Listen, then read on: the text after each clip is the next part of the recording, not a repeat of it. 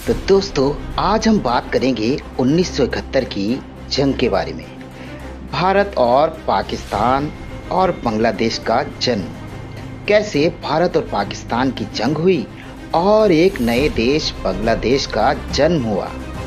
1971 से पहले पाकिस्तान दो हिस्सों में बटा था। पश्चिम पाकिस्तान, जो आज का पाकिस्तान है, और पूर्वी पाकिस्तान, जो बाद में बांग्लादेश बना।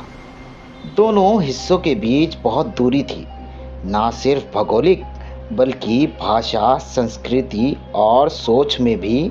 पश्चिमी पाकिस्तान के लोग उर्दू बोलते थे, जबकि पूर्वी पाकिस्तान के लोग बांग्ला बोलते थे।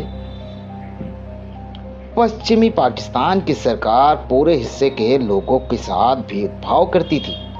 उन्हें नौकरियां कम मिलती थीं, उनके हक छिन जाते थे और उनकी आवाज़ दबाई जाती थी।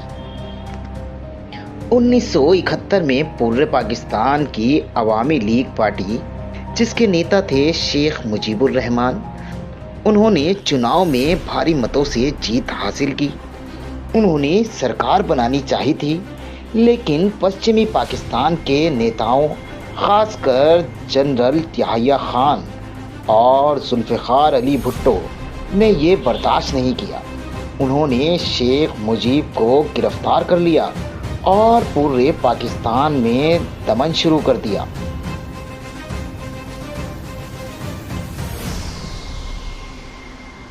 पच्चीस मार्च 1971 को पाकिस्तानी सेना ने ऑपरेशन सर्चलाइट शुरू किया। यह एक क्रूर सेना कार्रवाई थी, जिसमें बंगालियों को बेरहमी से मारा गया। स्कूल, कॉलेज, गांव सब जलाए गए, लाखों लोग मारे गए, औरतों के साथ अत्याचार हुए। इस नरसंहार से बचने के लिए करोड़ों बंगाली शरणार्थी बनकर भारत में आए, खासकर पश्चिम बंगाल, आसाम और त्रिपुरा में। भारत पर इन शरणार्थियों को संभालने का भारी बोझ पड़ा। उस समय भारत की प्रधानमंत्री थी इंदिरा गांधी। वो जानती थीं कि इतने शरणार्थियों को हमेशा संभालना मुश्किल है और पाकिस्तान का अत्याचार रुकना चाहिए। भारत ने पहले शांति की कोशिश की, दुनिया से मदद मांगी, लेकिन कोई बड़ी ताकत जैसे अमेरिका आगे नहीं आए। उल्टा अमेरिका और चीन पाकिस्तान के साथ थे। भारत ने चुपके चुपके पूरे पाकिस्तान के बंगालियों को समर्थन देना शुरू किया। मुक्ति वाहिनी नाम का एक संगठन बना, जिसमें बंगाली लड़के थे। भारत ने उन्हें हथियार और ट्रेनिंग दी।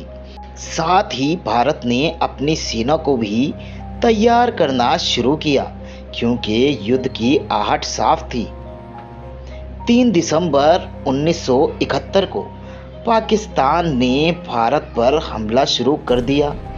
उन्होंने भारत के पश्चिमी हिस्से जैसे पंजाब और राजस्थान पर हवाई हमले किए, लेकिन भारत तैयार था।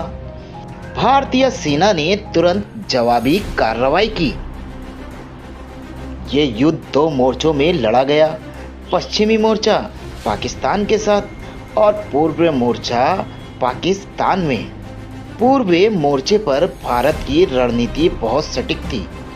भारतीय सेना ने मुक्ति वाहिनी के साथ मिलकर तेजी से पूर्वी पाकिस्तान में घुसपैठ की। ढाका, जो पूर्वी पाकिस्तान का राजधानी था, उनका मुख्य लक्ष्य था। भारतीय सेना ने नदियां, जंगल और कीचड़ भरे इलाकों को पार करते हुए तेजी से आगे बढ़ना शुरू किया। 13 दिन की लड़ाई के बाद 16 दिसंबर 1971 को एक ऐतिहासिक पल आया। भारतीय सेना और मुक्ति वाहिनी ने ढाका पर कब्जा कर लिया। पाकिस्तानी सेना के जनरल A.K. नियाज़ी ने 93,000 सैनिकों के साथ आत्मसमर्पण कर दिया। ये दूसरे विश्व युद्ध के बाद सबसे बड़ा सैन्य समर्पण था। इस जीत के साथ पूर्वी पाकिस्तान आज़ाद हो गया और बांग्लादेश एक नया देश बना। शेख मुजीबुर रहमान को रिहा किया गया और वो बांग्लादेश के पहले नेता बने। भारत की इस जीत ने न सिर्फ बांग्लादेश को आज़ादी दिलाई, बल्कि दुनिया को दिखाया कि भारत एक ताकतवर देश है। इंदिरा गांधी ने इस युद्ध में बहुत समझदारी दिखाई। उन्होंने रूस के साथ दोस्ती का समझौता किया ताकि चीन और अमेरिका भारत पर दबाव ना डाल सके। भारतीय सेना का पराक्रम, general Sam Manekshaw, lieutenant general AJS Arora और कई सैनिकों ने इस युद्ध में काम किया। 1971 का युद्ध भारत के लिए गर्व का पल था। इसने दिखाया कि अगर इरादा पक्का हो तो बड़ी से बड़ी ताकत को हराया जा सकता है।